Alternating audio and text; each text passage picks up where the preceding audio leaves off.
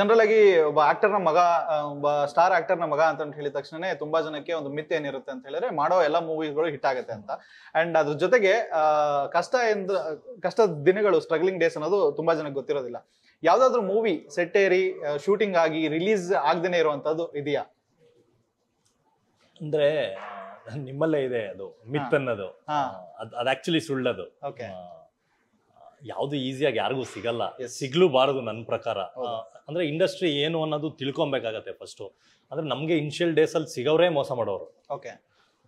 ಏನು ಅನ್ನೋದು ನಮಗೂ ಗೊತ್ತಿರಲ್ಲ. ನಮ್ಗೊಂದು ಇನ್ನೋಸೆನ್ಸ್ ಇರತ್ತಲ್ಲ, ಅದನ್ನ ತುಂಬಾ ಯುಟಿಲೈಸ್ ಮಾಡ್ಕೊಂತಾರೆ, ಮೋಸ ಮಾಡ್ತಾರೆ, ತುಂಬಾ ಮಿಸ್ಯೂಸ್ ಮಾಡ್ಕೊಂತಾರೆ.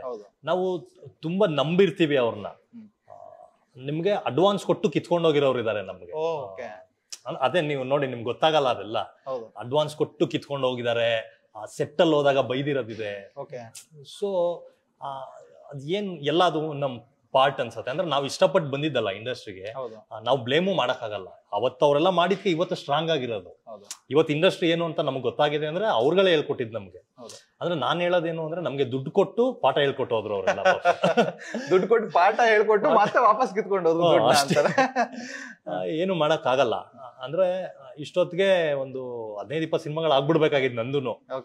ನಾನು 2014-15 ಆ ಟೈಮಲ್ಲಿ ಸಿನಿಮಾನ ತುಂಬಾ ಸೀರಿಯಸ್ ಆಗಿ ತಗೊಂಡು ಮಾಡ್ಬೇಕು ಅಂದಿದ್ದು. ನಿಮ್ಗೆ ರಿಸಲ್ಟ್ ಬಂದು 2020. ಅಂದ್ರೆ ಇಷ್ಟು ವರ್ಷಗಳಿರತ್ತಲ್ಲ, ನಮ್ ಚೈಲ್ಡ್ಹುಡ್ ಅಲ್ಲೇ ಕಳೆದೇ ಹೋಯ್ತು. ಆ 20s ಆ ಏಜ್ ಇದೆಯಲ್ಲ, ಅದಲ್ಲೇ ಕಳೆದೋಯ್ತು. ಯಾರ್ಯಾರೋ ಮಿಸ್ಯೂಸ್ ಮಾಡ್ಕೊಂಡ್ರು. ಅಂದ್ರೆ ಇಂಥವ್ರ ಮಗನ್ನ ಹಾಕೊಂಡ್ರೆ ಪ್ರೊಡ್ಯೂಸರ್ ಸಿಗ್ತಾರೆ, ಇವ್ನ ಇಟ್ಕೊಂಡ್ರೆ ಏನಾದ್ರು ವರ್ಕೌಟ್ ಆಗತ್ತೆ ಅನ್ನೋದೊಂದು ಅವರಲ್ಲಿ ಒಂದು ಇದಿರತ್ತೆ.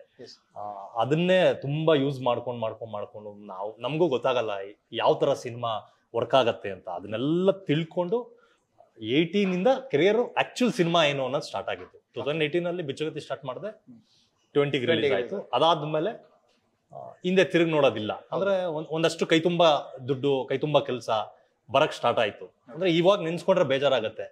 5-6 years ಹಂಗೆ ಈಸಿಯಾಗಿ ಹಾಳು ಮಾಡ್ಬಿಟ್ರಲ್ಲ ನಮ್ಮದೆಲ್ಲ ಅಂತ.